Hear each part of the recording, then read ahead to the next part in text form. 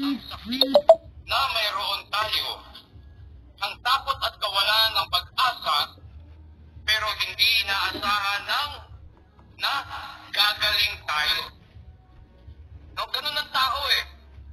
Ganun ang tao, kumbaga, nakasanayan na iniisip niya, ayun na lang iniisip niya, yung dinadala niyang sakit.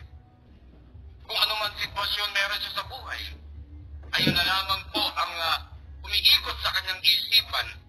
Pero hindi niya naiisip na kinukontrol siya nito. Ayaw ng Diyos. Ayaw ng Diyos na tayo ay magkaroon ng sakit. Ayaw ng Diyos na malugmok tayo sa sakit. Amen po ba?